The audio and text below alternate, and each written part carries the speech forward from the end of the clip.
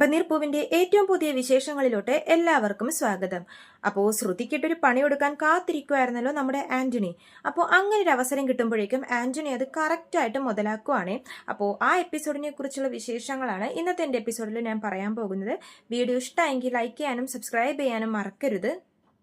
ആന്റണിയുടെ കൂടെയുള്ള റൗഡികളിൽ ഒരാൾ ഒരു സ്ത്രീയുടെ സ്വർണ്ണമാല തട്ടിപ്പറിച്ച്, അതായത് മോഷ്ടിച്ച്, റോട്ടിൽ നിന്ന് ആ സ്ത്രീ നടന്നു പോകുമ്പോഴേക്കും മോഷ്ടിച്ച് അടിച്ചു മാറ്റുവാണ്. അടിച്ചു മാറ്റിയിട്ട് ബൈക്കിൽ ഓടി രക്ഷപ്പെടുന്നുമുണ്ട്. ആ സ്ത്രീ ഇത്തിരി പ്രായം ചെന്ന സ്ത്രീ ആയതുകൊണ്ട് തന്നെ ഇയാളെ ഫോളോ ചെയ്യാനോ ഒന്നും പറ്റുന്നില്ല. ആ റോട്ടിലാണെങ്കിൽ വേറെ ആരും ഉണ്ടായില്ല. അതുകൊണ്ട് തന്നെ ആർക്കും അയാളെ പിടിക്കാനും പറ്റില്ല. അതുകൊണ്ട് തന്നെ ഈ ആന്റണിയുടെ കൂടെയുള്ള ഈ റൗഡി ആ മാല മോഷ്ടിച്ചിട്ട് എളുപ്പം അവിടെ നിന്ന് കടന്നു കളയുവാണ്. ആ മാലയായിട്ട് നേരെ പോകുന്നത് ആന്റണിയുടെ ഓഫീസിലോട്ടാണ്. ആന്റണിയുടെ ഓഫീസിൽ പോയിട്ട് പറയുന്നുണ്ട്, ആന്റണി ചേട്ടാ, ദേ ഇതൊരു 3 പവനെങ്കിലും കാണും. ഈ പാല ആന്റണി ചേട്ടൻ എങ്ങനെയെങ്കിലും എനിക്കൊന്ന് വിറ്റ് തരണം എന്ന് പറയുവാണ്. അപ്പോൾ ആന്റണി പറയുന്നുണ്ട്, എടാ, ഈ മോഷ്ടിച്ച മാലയൊക്കെ ഞാൻ എവിടെ കൊണ്ടുപോയി നിനക്ക് വിറ്റ് തരാൻ വേണ്ടിയിട്ടാ, ഇതൊന്നും നടക്കില്ല എന്ന് പറയുമ്പോഴേക്കും അയാൾ പറയുന്നുണ്ട്, ആന്റണി ചേട്ടാ, ഈ നാട്ടിലുള്ള ഒരുവിധം എല്ലാവരെയും ആന്റണി ചേട്ടൻ അറിയാലോ. ആന്റണി ചേട്ടൻ വിചാരിച്ചാൽ ഇതിൻ്റെ വിൽപ്പനയൊക്കെ നടക്കും. പ്ലീസ് എനിക്ക് കിട്ടുന്നൊരു പൈസ തന്നാൽ മതി. അപ്പോൾ ആന്റണി പറയുന്നുണ്ട്, ഇതിന് 3 പവൻ ഉണ്ടെങ്കിലും 3 പവൻ്റെ കാശൊന്നും എന്തായാലും കിട്ടില്ല. കൂടി വന്നാൽ ഒരു 1 ലക്ഷം. കാരണം മോഷ്ടിച്ച മുതലല്ലേ, അതുകൊണ്ട് ഫുൾ പൈസ കിട്ടില്ല എന്ന് ആന്റണി പറയുമ്പോഴേക്കും ഈ ഗുണ്ട വീണ്ടും പറയുന്നുണ്ട്, മതി ആന്റണി ചേട്ടാ, എനിക്ക് അതിൽ നിന്നും ഒരു 50,000 രൂപയെങ്കിലും കിട്ടിയാൽ മതി. ഇത് കൊടുക്കുമ്പോൾ എത്രയാ കിട്ടുന്നതെന്ന് വെച്ചാൽ അതിൻ്റെ പകുതി എനിക്ക് തന്നാൽ മതി എന്നൊക്കെ പറയുമ്പോഴേക്കും ആന്റണി പറയുന്നുണ്ട്, ശരി, ഞാൻ നോക്കട്ടെ, അത്ര പെട്ടെന്നതും ഇത് വിറ്റുപോകുമെന്ന് എനിക്ക് തോന്നുന്നില്ല, ഞാൻ നിന്നെ വിളിക്കാമെന്ന് പറഞ്ഞിട്ട് അയാളെ പറഞ്ഞു വിടുവാണ്. എന്നിട്ട് ആന്റണി ഈ മാല നോക്കി ഇങ്ങനെ നിൽക്കുവാണ്. അപ്പോഴേക്കും ആന്റണിയുടെ ഓഫീസിൽ ഇപ്പം നവീൻ നമ്മുടെ സ്ഥിരം കുറ്റിയായിട്ടിരിക്കുവാണ്. നവീൻ ചോദിക്കുന്നുണ്ട്, ആന്റണി, ഈ മോഷ്ടിച്ച മുതലും കൊണ്ട് നീ എന്ത് ചെയ്യാൻ പോവാ? ഏതെങ്കിലും ജ്വല്ലറി കൊണ്ടുപോയി കൊടുത്താൽ നിന്നെ ആ സമയം തന്നെ പോലീസ് പിടിച്ചുകൊണ്ടും പോകുമെന്ന് പറയുമ്പോഴേക്കും ആന്റണി പറയുന്നുണ്ട്, ഞാനിത് ഒരു ജ്വല്ലറിയിലും കൊണ്ടുപോയി കൊടുക്കാനൊന്നും പോണില്ല, പകരം വേറൊരാൾക്ക് കൊടുക്കും. അപ്പോൾ നവീൻ പറയും, വേറൊരാൾക്കോ? ആർക്ക്? ആ, നമ്മുടെ പണച്ചാക്കില്ലേ ശ്രുതി, അവൾക്ക് ഞാനിത് വിൽക്കും, ഞാൻ പറയുന്ന കാശ് അവൾ തരുകയും ചെയ്യുമെന്ന് പറയുമ്പോഴേക്കും നവീൻ പറയുന്നുണ്ട്, ഏയ്, എനിക്ക് തോന്നുന്നില്ല ശ്രുതി ഇങ്ങനെ ആന്റണിയുടെ കയ്യിൽ നിന്നൊന്നും സ്വർണം മേടിക്കുമെന്ന്.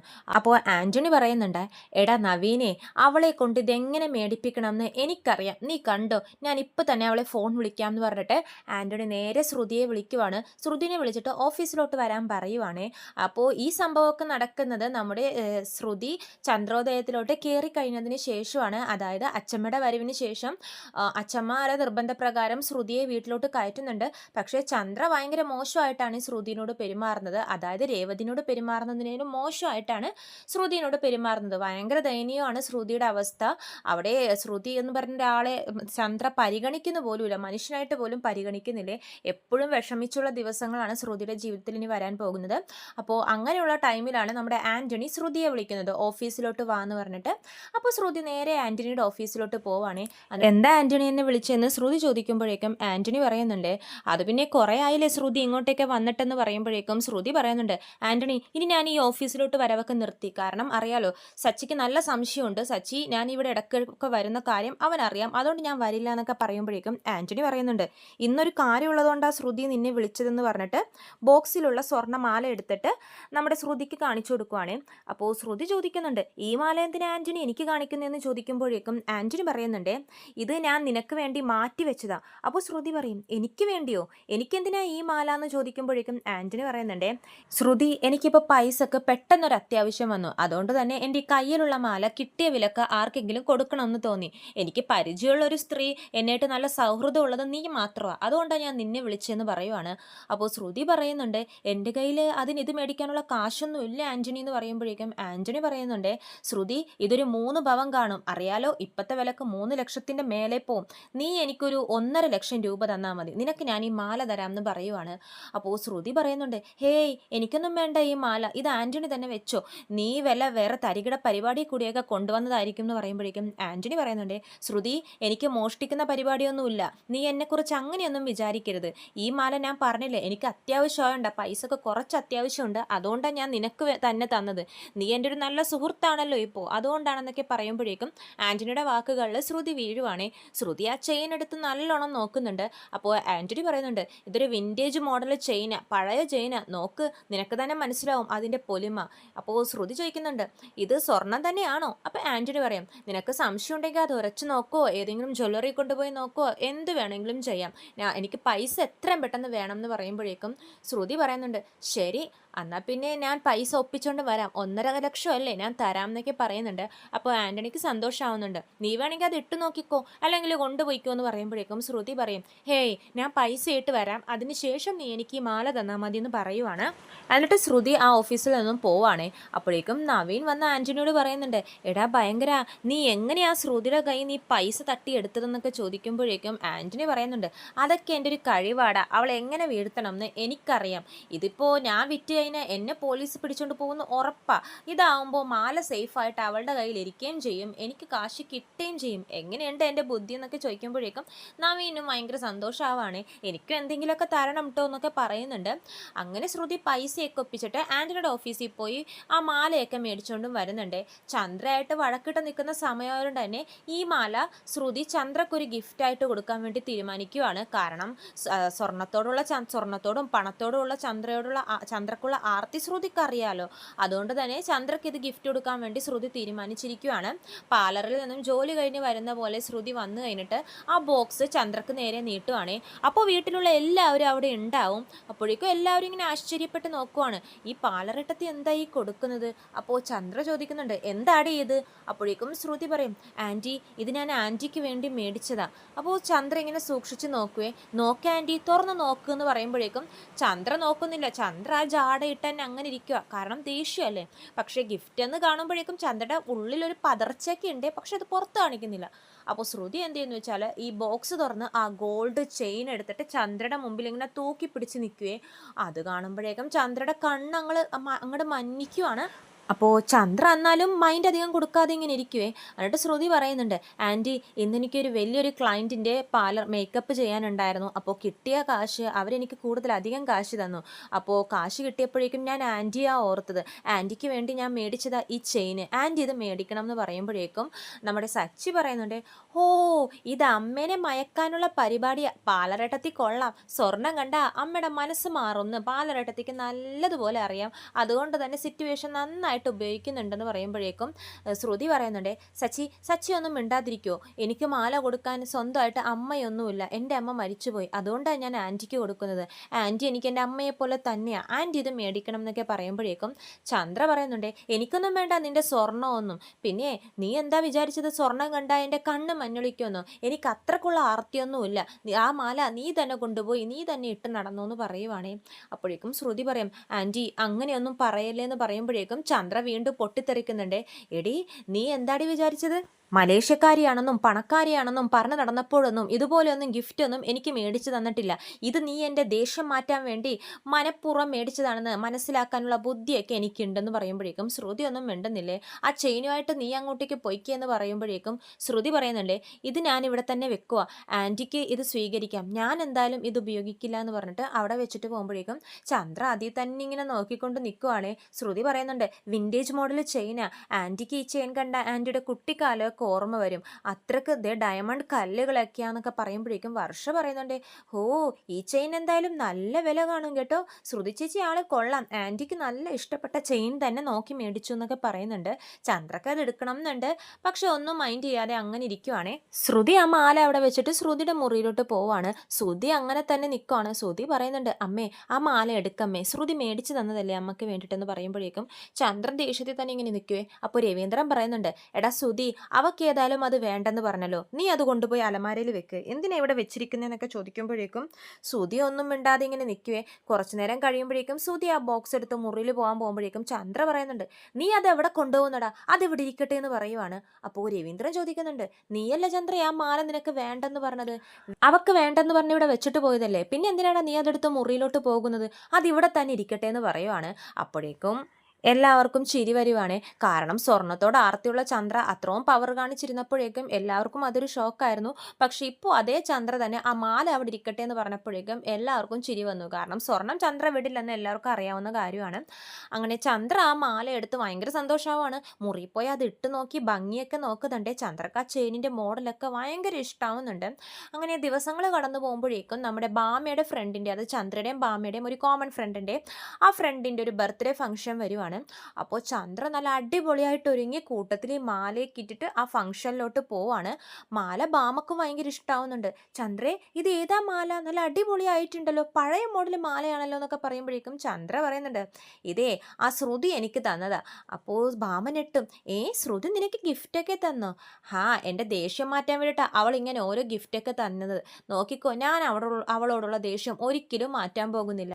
അപ്പോൾ എനിക്ക് ഇതുപോലത്തുള്ള ഗിഫ്റ്റുകൾ ഇനിയും കിട്ടുമല്ലോ. അവൾ ഓരോ പ്രാവശ്യം പൈസ കൂടുതൽ കിട്ടുമ്പോഴും എനിക്ക് വളയും കമ്മലും മാലയൊക്കെ ഇതുപോലെ ഗിഫ്റ്റായിട്ട് മേടിച്ചു തരും. അതുകൊണ്ട് തന്നെ ഞാൻ അവളോടുള്ള ദേഷ്യമൊന്നും മാറ്റാൻ പോകുന്നില്ല എന്ന് പറയുമ്പോഴേക്കും ബാമ ഇങ്ങനെ സൂക്ഷിച്ച് നോക്കുന്നുണ്ട്. അങ്ങനെ രണ്ടുപേരും റെഡിയായിട്ട് ബർത്ത്ഡേ ഫംഗ്ഷനിൽ പോവാണ്. അപ്പോൾ ചന്ദ്രയുടെ ഈ കഴുത്തിലുള്ള മാല നല്ല ഹൈലൈറ്റ് ആണ്. എല്ലാവരുടെയും ശ്രദ്ധ അതിലോട്ട് തന്നെ പോവാണ്. കാരണം അത്രയ്ക്ക് ഭംഗിയുള്ളൊരു മാലയാണത്. എല്ലാവരും ആ മാലയെ പ്രശംസിക്കുന്നൊക്കെയുണ്ട്. അപ്പോൾ അവിടെ വെച്ച് ചന്ദ്രയുടെ ഡാൻസ് ഒക്കെ ഉണ്ട്. എല്ലാവരും പറയും ചന്ദ്ര ഒരു ഡാൻസർ ആണല്ലോ, അതുകൊണ്ട് തന്നെ ചന്ദ്ര ഒരു ഡാൻസ് കളിക്കാനൊക്കെ പറയുന്നുണ്ട്. ചന്ദ്ര നല്ല ഭംഗിയായിട്ട് ഡാൻസ് കളിക്കുന്നുണ്ട്. അപ്പോഴേക്കും ഈ ഡാൻസ് കളിച്ചിരിക്കുന്ന ടൈമിലാണ് അവിടെ ഒരു ഗസ്റ്റ് വരുന്നത്. ആ ഗസ്റ്റ് ഇങ്ങനെ കയറി വരുന്നതും ചന്ദ്രയുടെ ഡാൻസ് ഒക്കെ കാണുന്നുണ്ട്. ഡാൻസ് കഴിയുമ്പോഴേക്കും ബാമ വിളിച്ച് പരിചയപ്പെടുത്തി കൊടുക്കുന്നുണ്ട് അവർക്ക്. ദേ, ഇതാണ് എൻ്റെ ഫ്രണ്ട് ചന്ദ്ര, ഞാൻ പറഞ്ഞിട്ടില്ലേ എൻ്റെ 30 വർഷത്തെ സുഹൃത്താണെന്നൊക്കെ പറഞ്ഞ് പരിചയപ്പെടുത്തുമ്പോഴേക്കും ആ വന്നവർ ചന്ദ്രയുടെ കഴുത്തിലെ മാല ശ്രദ്ധിക്കുവാണേ. അപ്പോഴേക്കും അവർ പറയും, ഈ മാല. അപ്പോൾ ചന്ദ്ര പറയും, ഈ മാലയോ, ഇത് എൻ്റെ മാല. ഇഷ്ടപ്പെട്ടല്ലേ? ഇവിടെ വന്ന എല്ലാവർക്കും ഈ മാല ഇഷ്ടപ്പെട്ടു, വിൻറ്റേജ് മോഡൽ മാലയാന്നൊക്കെ പറഞ്ഞ് ചന്ദ്ര അത് പൊക്കിപ്പിടിച്ചൊക്കെ കാണിക്കുന്നുണ്ട്. അപ്പോഴേക്കും അവർ പറയുന്നുണ്ട്, അല്ല എനിക്കും ഇതുപോലൊരു മാല ഉണ്ടായിരുന്നു എന്ന് പറയുമ്പോഴേക്കും ചന്ദ്രയുടെ മുഖഭാവമൊക്കെ മാറുവാണ്. നിങ്ങൾ എന്താ ഈ പറയുന്നത്? നിങ്ങൾക്കും ഇതുപോലത്തെ മാല ഉണ്ടായിരുന്നെന്നോ? ഉണ്ടായിക്കോട്ടെ, അതിനിപ്പോൾ എന്താ പ്രശ്നം എന്ന് ചോദിക്കുമ്പോഴേക്കും അവർ പറയുന്നുണ്ട്, എൻ്റെ ഈ മാല കഴിഞ്ഞ ആഴ്ച മോഷണവും പോയായിരുന്നു എന്ന് പറയുമ്പോഴേക്കും എല്ലാവരും ചന്ദ്ര ഇങ്ങനെ സൂക്ഷിച്ച് നോക്കുവാണേ. എന്നിട്ട് പറയുന്നുണ്ട്, അത് പിന്നെ ഒരുപോലത്തെ മാല ഒരുപാട് പേർക്ക് ഉണ്ടാവില്ലേ, ഇത് എൻ്റെ മാല അല്ലാതെ നിങ്ങളുടെ മാലയൊന്നുമല്ല, നിങ്ങൾ എന്ത് വർത്താനോ ഈ പറയുന്നത്, നിങ്ങളുടെ മാലയാണ് ഇതെന്നാണോ ഇപ്പോൾ പറഞ്ഞു വരുന്നതെന്ന് ചോദിക്കുമ്പോഴേക്കും അവർ പറയുന്നുണ്ട്, അതെ ഇത് എൻ്റെ മാല തന്നെയാണ്, എൻ്റെ മാല കണ്ട എനിക്ക് നല്ലതുപോലെ അറിയാമെന്ന് പറയുമ്പോഴേക്കും ചന്ദ്രക്ക് ദേഷ്യം വരുന്നുണ്ട്. ദേ, അനാവശ്യം പറയരുത്, ഞങ്ങളെ ഒരു വലിയ ഫാമിലിയിലാണ്, എൻ്റെ മരുമകൾ എനിക്ക് ഗിഫ്റ്റായിട്ട് തന്നതായത്, അവളൊരു മലേഷ്യക്കാരിയാണെന്നൊക്കെ ചന്ദ്ര പൊങ്ങച്ചം പറയുന്നുണ്ട്. അപ്പോൾ അവർ പറയുന്നുണ്ട്, ഏത് മലേഷ്യക്കാരിയാണെങ്കിലും ശരി, നിങ്ങൾക്കിത് ഗിഫ്റ്റായിട്ട് തന്നതെങ്കിലും ശരി, ഈ മാല എൻ്റെയാ, എനിക്കതുറപ്പാണ്. സംശയം ഉണ്ടെങ്കിൽ നിങ്ങൾ ആ മാല ഒന്ന് തിരിച്ചു നോക്ക്, അതിൽ CT എന്ന് മാർക്ക് ചെയ്തിട്ടുണ്ടാവും. എൻ്റെ പേര് ചാന്ദിനി എന്നാ, ചാന്ദിനി ടി. ആ CT ആ ലോക്കറ്റിൻ്റെ പുറകിലുണ്ടാവും എന്ന് പറയുമ്പോഴേക്കും ചന്ദ്ര ഇങ്ങനെ ഒന്നും മിണ്ടാതെ ഇങ്ങനെ നിൽക്കുവേ. അപ്പോഴേക്കും കൂടെയുള്ളവരൊക്കെ പറയുന്നുണ്ട്, ചന്ദ്രേ നീ അത് തിരിച്ചു നോക്കുമെന്ന് പറയുമ്പോഴേക്കും ചന്ദ്ര പറയുന്നുണ്ട്, നിങ്ങൾ എന്തൊക്കെയാണ് പറയുന്നത്, ഞാൻ എന്തിനിത് തിരിച്ചു നോക്കണം, നിങ്ങൾക്ക് ഇവർ പറയുന്നതാണോ വിശ്വാസം, ഇതെൻ്റെ മാല തന്നെയാണെന്ന് പറയുമ്പോഴേക്കും ഭാമ പറയുന്നുണ്ട്, ചന്ദ്രേ അത് തിരിച്ചു നോക്കിയാൽ തീരാവുന്ന പ്രശ്നമല്ലേ ഉള്ളൂ, നീ പറയുന്നതാ ശരിയെന്ന് അപ്പോൾ തെളിഞ്ഞോളും എന്ന് പറയുന്നുണ്ട് ഭാമ. അപ്പോഴേക്കും ചന്ദ്ര, ശരി ഞാൻ തിരിച്ചു കാണിക്കാമെന്ന് പറഞ്ഞിട്ട് ആ മാല പിടിച്ച് തിരിച്ച് അതിൻ്റെ ലോക്കറ്റ് തിരിച്ചു നോക്കുമ്പോഴേക്കും ആ ലോക്കറ്റിൻ്റെ ബാക്കിൽ CT എന്ന് മാർക്ക് ചെയ്തിട്ടുണ്ട്. അത് കാണുമ്പോഴേക്കും അവിടെ കൂടിയിരിക്കുന്ന എല്ലാവർക്കും ഞെട്ടലാവുകയാണ്. ചന്ദ്രക്കത് ഭയങ്കര ഷോക്കാവുകയാണ്.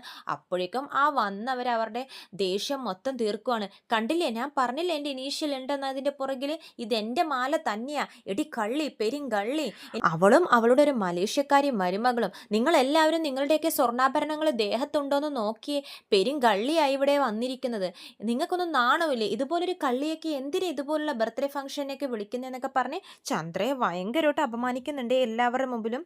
ചന്ദ്ര ആകെ അപമാന ഭാരം കൊണ്ട് തലയും കുനിച്ച് നിൽക്കുവാണ്. കാരണം ഒന്നും തിരിച്ച് പറയാൻ പറ്റാത്തൊരവസ്ഥയാണല്ലോ.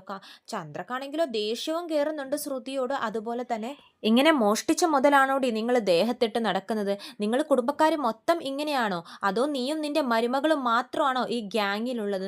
എൻ്റെ മാല മോഷ്ടിച്ചത് ഒരാണായിരിക്കുമെന്നാണ് ഞാൻ വിചാരിച്ചത്, പക്ഷെ അതാണല്ല, പെണ്ണ, നിന്റെ മരുമകളാ എൻ്റെ മാല മോഷ്ടിച്ചത്, നീ പറഞ്ഞിട്ടായിരിക്കുള്ളൂ അവൾ മോഷ്ടിച്ചത്, നിനക്കിതുപോലെ ദേഹത്തിട്ട് അണിഞ്ഞൊരുങ്ങി നടക്കാൻ, ഇങ്ങോട്ട് ഊരി താടി എന്ന് പറഞ്ഞിട്ട് ആ സ്ത്രീ ചന്ദ്രയുടെ ദേഹത്ത് നിന്നും ആ മാല പറിച്ചെടുക്കുവാണ്. ചന്ദ്ര ആകെ നാണം കെട്ട് നിൽക്കുവാണ്. എന്നിട്ട് ആ സ്ത്രീ പറയുന്നുണ്ട്, മാല മോഷണം പോയപ്പോൾ ഞാൻ സ്റ്റേഷനിൽ പോയി പരാതി കൊടുത്തായിരുന്നു. പക്ഷെ അവിടെ CCTV ക്യാമറയോ ഒന്നും തന്നെ ഇല്ലാത്തതുകൊണ്ട് മോഷ്ടിച്ച ആളെ പിടിക്കാൻ സാധിച്ചില്ല. ഇതിപ്പോൾ ഏതായാലും എൻ്റെ മുതൽ എൻ്റെ മുമ്പിൽ തന്നെ വന്ന് നിന്നല്ലോ, നന്നായി. ഞാൻ ഇപ്പം തന്നെ പോലീസിനെ വിളിച്ച് വിവരം പറയട്ടെ എന്ന് പറയുമ്പോഴേക്കും പാമയും എല്ലാവരും കൂടി അപേക്ഷിക്കുന്നുണ്ട്, അയ്യോ ദയവ് ചെയ്ത് പോലീസിനെ ഒന്നും വിളിക്കരുത്, നിങ്ങൾക്ക് നിങ്ങളുടെ മാല കിട്ടിയില്ലേ, ഒരു അബദ്ധം പറ്റിയതാ, ഇതെങ്ങനെയാ സംഭവിച്ചതെന്ന് പോലും അറിയില്ല എന്ന് പറയുമ്പോഴേക്കും അവർ വീണ്ടും പറയുന്നുണ്ട്, എനിക്ക് നന്നായിട്ട് അറിയാം ഇതെങ്ങനെയാ സംഭവിച്ചതെന്ന്. ഞാൻ പറഞ്ഞില്ലേ, ഇവളുടെ മരുമോളും കൂടി മോഷ്ടിച്ചെടുത്തതായിരിക്കുള്ളൂ.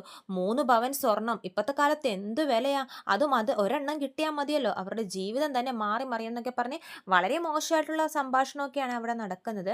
എന്നിട്ട് പോലീസ് സ്റ്റേഷനിൽ വിളിച്ച് മാല കിട്ടിയ വിവരം ഞാൻ ഇപ്പം തന്നെ പറയുമെന്ന് പറയുമ്പോഴേക്കും ബാമ കാല് പിടിച്ച് അപേക്ഷിക്കുന്നുണ്ട്, പ്ലീസ് ഇവരുടെ കുടുംബം എന്ന് വെച്ചാൽ നിങ്ങൾ വിചാരിക്കുന്ന പോലത്തെയൊന്നുമല്ല, വളരെ അന്തസ്സുള്ളൊരു കുടുംബം, അവരെ നാണം കെടുത്തരുത്, ഇതെങ്ങനെയാണ് സംഭവിച്ചതെന്ന് അറിയില്ല, ചിലപ്പോൾ നിങ്ങളുടെ മാല വേറെ എവിടെയെങ്കിലും കൊണ്ടുപോയി വിറ്റപ്പോൾ അവർ മേടിച്ചതായിരിക്കും എന്നൊക്കെ പറയുന്നുണ്ട്. പക്ഷേ അവരതൊന്നും കേൾക്കുന്നില്ല, മോശമായിട്ട് തന്നെ വീണ്ടും വീണ്ടും ചന്ദ്ര അപമാനിക്കുന്നുണ്ട്. ലാസ്റ്റ് എല്ലാവരും കൂടി പറഞ്ഞൊരു കോംപ്രമൈസ് ആക്കിയിട്ട് ആ മാല ആ സ്ത്രീക്ക് കൊടുത്തു വിടുവാണ്. ചന്ദ്രയാണെങ്കിലോ ദേഷ്യം വന്ന ആ പരിപാടിയിൽ നിന്നും ഇറങ്ങിപ്പോകുന്നുണ്ട്. പിന്നെ വീട്ടിൽ പോയിട്ട് ഹാളിൽ ഒരു കുത്തിരിപ്പാണ് ശ്രുതിയെയും കാത്ത്. ശ്രുതി പാർലറിൽ നിന്ന് വരുമ്പോഴേക്കും അവിടെ ഒരു പൊട്ടിത്തെറി തന്നെ നടക്കുവാണ്. പാർലറിൽ നിന്നും വരുമ്പോഴേക്കും ശ്രുതി ഒരു സാരിയായിട്ടാണ് വരുന്നത്. ചന്ദ്രയെ മയക്കാൻ വേണ്ടി വീണ്ടും ഒരു സാരിയൊക്കെ മേടിച്ചുകൊണ്ടും വന്നിരിക്കുകയാണ്. ആൻറ്റിക്ക് ഇഷ്ടപ്പെട്ട കളറിൽ ഞാനൊരു സാരി മേടിച്ചുകൊണ്ടും വന്നിട്ടുണ്ടെന്ന് പറയുമ്പോഴേക്കും ചന്ദ്ര ആ സാരി മേടിച്ച് തുറന്നിട്ട് ശ്രുതിയുടെ മുഖത്തോട്ട് തന്നെ വലിച്ചെറിയുവാണ്. വീട്ടിലുള്ള എല്ലാവർക്കും അത് ഭയങ്കര ഷോക്കാവാണ്. എന്നിട്ട് എല്ലാവരും രവീന്ദ്രൻ ചോദിക്കുന്നുണ്ട്, ചന്ദ്രേ നീ എന്താ ഈ കാണിക്കുന്നതെന്ന് പറയുമ്പോഴേക്കും ചന്ദ്ര പറയുന്നുണ്ട്, ഇതിവള് മേടിച്ചതൊന്നും ആയിരിക്കില്ല, എവിടെന്നെങ്കിലും മോഷ്ടിച്ചോണ്ട് വന്നതായിരിക്കും എന്ന് പറയുവാണ്. അപ്പോൾ ശ്രുതി പറയും, ആൻറ്റി എന്തിനാ ഇങ്ങനെയൊക്കെ പറയുന്നത്, മോഷ്ടിച്ചോണ്ടും കൊണ്ടുവരാനോ, ഞാനോ, ആൻറ്റി എന്നെപ്പറ്റി ഇങ്ങനെയൊക്കെയാണോ വിചാരിച്ച് വെച്ചിരിക്കുന്നതെന്ന് പറയുമ്പോഴേക്കും രവീന്ദ്രനും ചീത്ത പറയുന്നുണ്ട്, ചന്ദ്രേ ആവശ്യമില്ലാത്ത വർത്താനൊന്നും പറയാൻ നിൽക്കരുത്, അവൾ എന്തിനാ നിനക്ക് വേണ്ടി മോഷ്ടിച്ചോണ്ട് വരുന്നതെന്ന് ചോദിക്കുമ്പോഴേക്കും ചന്ദ്ര പറയുന്നുണ്ട്, ഇവളല്ലേ ആള്, വായെടുത്ത കള്ളം മാത്രം പറയത്തുള്ളൂ, അന്ന് കുറെ മലേഷ്യ കഥകൾ പറഞ്ഞ് എന്നെ പറ്റിച്ചു, പിന്നെ ഈ ഇടക്കൊരു മാല കൊണ്ടുവന്ന് അവൾ മേടിച്ചതാണെന്ന് പറഞ്ഞ് പറ്റിച്ചു എന്ന് പറയുന്നുണ്ട്. അപ്പോൾ രവീന്ദ്രൻ കാര്യം അറിയാതെ ആർക്കും ഒന്നും മനസ്സിലാവുന്നില്ലേ. രവീന്ദ്രൻ പറയുന്നുണ്ട്, നീ എന്തൊക്കെയാ ചന്ദ്ര ഈ പറയുന്നത്, അവൾ അന്ന് കൊണ്ടുവന്നതെന്ന മാലയില്ലേ, അത് അവൾ മേടിച്ചതല്ല, മോഷ്ടിച്ചതാന്ന് പറയുമ്പോഴേക്കും എല്ലാവർക്കും ഭയങ്കര ഷോക്കാവുകയാണ്. ശ്രുതിക്കും അത് ഭയങ്കര ഷോക്കാവുകയാണ്. അപ്പോൾ ശ്രുതി പറയുന്നുണ്ട്, ആൻറ്റി അത് ഞാൻ മോഷ്ടിച്ചതൊന്നുമല്ല, ആൻറ്റിക്ക് വേണ്ടി തന്നെ മേടിച്ചതാന്ന് പറയുമ്പോഴേക്കും ചന്ദ്ര പറയുന്നുണ്ട്, ദേ നീ വായടച്ചിരുന്നോ, ആ മാലയുടെ യഥാർത്ഥ അവകാശി ഇന്ന് ഞാൻ പോയ പരിപാടിയിൽ വന്നിട്ടുണ്ടായിരുന്നു, അവിടെ അവർ എല്ലാവരുടെയും മുമ്പിൽ വെച്ച് എന്നെ നാണം കെടുത്തി എന്ന് പറഞ്ഞിട്ട് നടന്ന സംഭവങ്ങളൊക്കെ പറയുവാണേ. അത് കേൾക്കുമ്പോഴേക്കും എല്ലാവർക്കും ഭയങ്കര ഷോക്കാവുകയാണ്. ചന്ദ്ര വീണ്ടും ശ്രുതിയെ ഒരുപാട് തല്ലുന്നുണ്ട്. ശ്രുതി പിടിച്ച് മാറ്റാൻ നോക്കിയിട്ടൊന്നും നടക്കുന്നില്ലേ, ഇവള് കാരണം ഞാൻ വീണ്ടും വീണ്ടും നാണം കെട്ടു എന്നൊക്കെ പറഞ്ഞ് ഒരുപാട് തല്ലുന്നുണ്ട്. അപ്പോഴേക്കും സച്ചി പറയുന്നുണ്ട്, ഇതാണ് കർമ്മ എന്നൊന്നുണ്ട്, അന്ന് ഞങ്ങൾ കവറിങ് ആഭരണങ്ങളായിട്ട് സ്വർണ്ണക്കടയിൽ പോയായിരുന്നു, ഒറിജിനൽ ആഭരണങ്ങൾ എന്ന് വെച്ചിട്ടാണ് ഞങ്ങൾ പോയത്, അന്ന് ഞങ്ങൾ ഇതുപോലെ നാണം കെട്ട് നിന്നായിരുന്നു, അത് നിങ്ങളല്ലേ അത് റോളുകളിൽ കവറിങ് ആക്കി മാറ്റിയത്, അതിൻ്റെ തിരിച്ചടിയാ ഇപ്പോൾ അമ്മക്ക് കിട്ടിയതെന്നൊക്കെ പറയുമ്പോഴേക്കും ചന്ദ്രക്ക് വീണ്ടും ദേഷ്യം കയറുവാണേ. കേട്ടോടി, ആ മാല കാരണം ഞാൻ ആ പരിപാടിയിലും നാണം കെട്ടു, വീട്ടിലും നാണം കെടുക, ഇതിനെല്ലാം കാരണം നീയാ, എല്ലാവരുടെ മുമ്പിലും ഞാൻ ആദ്യമായിട്ടാണ് ഇങ്ങനെ തലകുനിച്ച് നിൽക്കേണ്ട അവസ്ഥ വന്നതെന്നൊക്കെ പറഞ്ഞിട്ട് ശ്രുതി ഒരുപാട് തല്ലുന്നുണ്ട്. ശ്രുതി പറയുന്നുണ്ട്, അമ്മേ എനിക്കറിയില്ലായിരുന്നു അത് മോഷ്ടിച്ച ആഭരണമാണോ എന്താണെന്നൊന്നും എനിക്കറിയില്ല, ഞാനൊരാളുടെ കയ്യിൽ നിന്ന് അത് മേടിച്ചതാന്ന് പറയുമ്പോഴേക്കും സച്ചി ചോദിക്കുന്നുണ്ട്, ആരുടെ കയ്യിൽ നിന്നാണ് മേടിച്ചതെന്ന് ചോദിക്കുമ്പോഴേക്കും ശ്രുതി പറയുന്നുണ്ട്, എൻ്റെ ഫ്രണ്ടിൻ്റെ കയ്യിൽ നിന്നാണ്, 1,50,000 രൂപയ്ക്ക് എനിക്ക് തന്നപ്പോഴേക്കും ഞാൻ മേടിച്ചതാ, ആൻറ്റിക്ക് കൊടുക്കാലോ, ഗിഫ്റ്റായിട്ട് കൊടുക്കാലോ എന്നോർത്ത് മേടിച്ചതാന്ന് പറയുമ്പോഴേക്കും വർഷ പറയുന്നുണ്ട്, എൻ്റെ ശ്രുതി ചേച്ചി 3 പവൻ്റെ മാല ആരെങ്കിലും 1,50,000 രൂപയ്ക്ക് കൊടുക്കുമോ, അങ്ങനെ കൊടുത്താൽ തന്നെ ഊഹിച്ചൂടെ എന്തോ കുഴപ്പമുള്ള മാലയാണെന്ന്, നിങ്ങൾ ഭാര്യയും ഭർത്താവും കണക്കാന്നൊക്കെ പറഞ്ഞ് വർഷ അവരെ അവഹേളിക്കുന്നുണ്ട്. ശ്രുതിയാണെങ്കിൽ നിന്ന് കരയുവാണ്. ചന്ദ്രയുടെ ദേഷ്യം മാറുന്നില്ല, തല്ലുന്നൊക്കെയുണ്ട്. ഇനി നീ മേല എനിക്കൊരു ഗിഫ്റ്റുമായിട്ട് ഈ വീട്ടിലോട്ട് വന്നു പോകരുത്, കട്ടുകൊണ്ട് വന്ന മുതലൊന്നും എനിക്ക് വേണ്ടാന്ന് പറഞ്ഞ് ഒരുപാട് ചീത്ത പറയുന്നുണ്ട്. അതിനുശേഷം ചന്ദ്ര പറയുന്നുണ്ട്, അവരെന്തായാലും കേസ് പിൻവലിക്കാൻ വേണ്ടി സ്റ്റേഷനിലോട്ട് പോകും, അപ്പോൾ മാല കിട്ടിയ വിവരം പറയുമ്പോഴേക്കും എങ്ങനെ കിട്ടി, എവിടെ നിന്ന് കിട്ടി എന്നൊക്കെ സ്റ്റേഷനിൽ നിന്ന് ചോദ്യം വരും, പോലീസുകാർ പുറകെലെ വീട്ടിലോട്ട് എത്തുകയും ചെയ്യും, നോക്കിക്കോ നിന്നെ പിടിച്ചോണ്ട് പോടി കള്ളി എന്നൊക്കെ പറഞ്ഞ് ചന്ദ്ര ശ്രുതിയെ പേടിപ്പിക്കുവാണ്. ശ്രുതിക്കും ആകെ ടെൻഷൻ ആവുകയാണ്. ശ്രുതിക്ക് ദേഷ്യം കയറി ആൻ്റണിയുടെ ഓഫീസിലോട്ടൊക്കെ പോകുന്നുണ്ട്. അവിടെ വെച്ച് പൊട്ടിത്തെറി തന്നെ നടക്കുന്നുണ്ട്. ശ്രുതി തൻ്റെ പൈസ തിരിച്ചു ചോദിക്കുമ്പോഴേക്കും ആൻ്റണി ആ സ്വർണം കൊണ്ടുവന്നതാ, അന്നല്ല തരത്തുള്ളൂ എന്നൊക്കെ പറഞ്ഞ് അവർ തമ്മിലൊരു വഴക്ക് നടക്കുവാണ്. അതോടുകൂടി അവർ തമ്മിലുള്ള ബന്ധവും അവസാനിക്കുവാണ്. ഇതൊക്കെയാണ് ചെമ്പനീർ പൂവിൻ്റെ ഏറ്റവും പുതിയ വിശേഷങ്ങൾ. കൂടുതൽ വിശേഷങ്ങൾ ഞാൻ എൻ്റെ ചാനലിലൂടെ അപ്ലോഡ് ചെയ്യുന്നതാണ്. ചാനൽ സബ്സ്ക്രൈബ് ചെയ്യാത്തവർ സബ്സ്ക്രൈബ് ചെയ്യണം. വീഡിയോ ഇഷ്ടമെങ്കിൽ ലൈക്ക് ചെയ്യാനും മറക്കരുത്. എല്ലാവർക്കും നന്ദി.